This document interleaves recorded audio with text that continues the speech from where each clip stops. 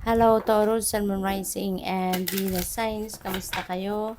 Sana po ay nasa mabuti kayong kalagayan. Welcome back po sa Star Tarot. At kung bago kayo rito, welcome din po kayo. Please subscribe, like, share my videos, and leave me a comment kung nakaresonate po kayo. Thank you. Tignan natin yung mga messages and energies ninyo surrounding today. So, first message ninyo, friendship. Ayan. So, Taurus, baka ano ngayon, reunion ninyo ng mga magkakaibigan. Pwede rin na meron ditong trabaho na maaring meron kang mga makakatulong, meron kang mga parang you will be working in a team, kung baga, you know. Pwede rin na meron kayong mga collaborations ngayon, not necessarily with friends, but with other people, and maybe you will be meeting new people sa ngayon, no? And eventually, baka magiging kaibigan mo sila, yung ganon. So, good luck sa'yo. So, what else? We have blessing. Yan. So, merong mga biyaya na pwedeng dumating sa inyo sa ngayon. And that could be anything. That could be fulfillment. That could be contentment, satisfaction. Pwede ring biyayang yan is kagandahan ng pangangatawang, kalusugan, yung ganon, or enlightenment, clarity. Pwede rin na material na bagay ang dadating, pera, you know, or anything, you know. So, possible yan for you. What else? We have pride. Ayan. So, siguro, meron kang accomplishment, merong achievement ngayon, and you will be, very proud of yourself. So, kailangan talaga, you need to, take pride of who you have become, of what you have become, diba? Or kung ano yung na-achieve mo sa buhay. Be proud of yourself, okay? What else? We have conflict. Baka meron ditong conflict between you and another person. Baka work situation ito, no? Parang naka-work outfit yung isa eh. So, baka work situation. Baka meron kayong hindi pagkakaintindihan sa mga ideas, sa mga opinion ninyo, sa trabaho. Merong hindi kayo nag-agree, yung ganon.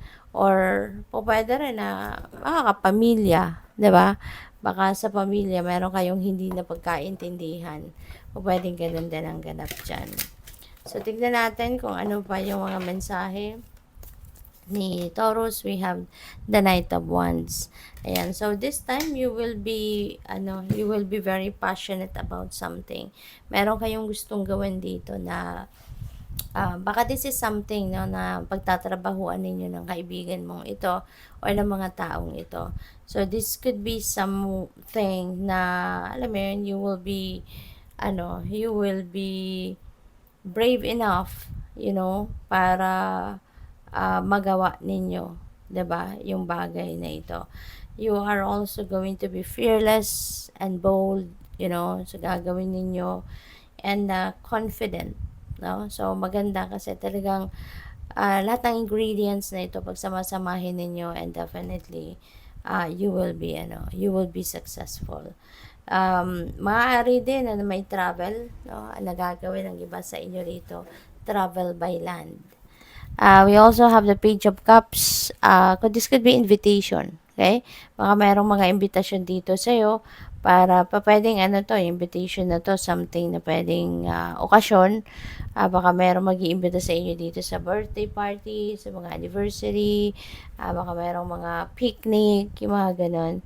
Or, pwede rin na baka mayroong invitation sa inyo dito to come to the office for a job interview. Baka may ganun. Or baka, kung kayo nag-apply ng trabaho, 'di ba? So, baka matawagan na kayo for job interview. Possible din na ang iba sa inyo, baka maiimbitahan, maiimbitahan for, pwedeng mga seminars, no? Yung bang networking, yun yung napipick up ko eh. Baka meron mag-iimbita sa inyo ng seminar for networking, for business, yung ganon. So, what else? We have 7 of Cups. Ayan. So, this is multiple opportunities. Meron mga iba't ibang oportunidad na maaaring dadating dito, no? Meron kayong mga kailangang pagpilian, meron kayong mga titignan dito, no? Which one is best for you, ano mga kailangan mong i-take advantage dito kasi sayang ng opportunity. So, it could be in any area of life. O pwedeng trabaho, pwedeng career, pwedeng business, diba? Yung opportunity na ito. So, what else? We have judgment. And so, judgment is, a time for reflection, no? This is a time for awakening, for awareness. Meron ditong mga kailangan kang pagdesisyonan, i kailangan mong solusyonan, kailangan mong tignan na situation para ikaw ay makapagdesisyon na finally. Kasi this could be something na parte pa ng inyong nakaraan, pero maaaring sitwasyon na ini-ignore nyo lang dati, hinahayaan nyo lang na mawala, na mag-fade away. Pero dahil hindi ninyo na-address, hindi ninyo natututunan pa, yung dapat ninyong matutunan out of the situation. Kaya ayan, pabalik-balik siya. So, eto na naman siya. You know? Kaya maaari, no, sa pagre-reflection ninyo, pag-introspection ninyo, dito, mapag-isip-isip nyo na kailangan nyo na itong harapin, kailangan nyo nang asikasuhin so that ma-solve na to, maalis na to sa ano mo, sa horizon mo, kumbaga. Okay? So, good luck sa'yo. Thank you for watching. Love and light. Namaste.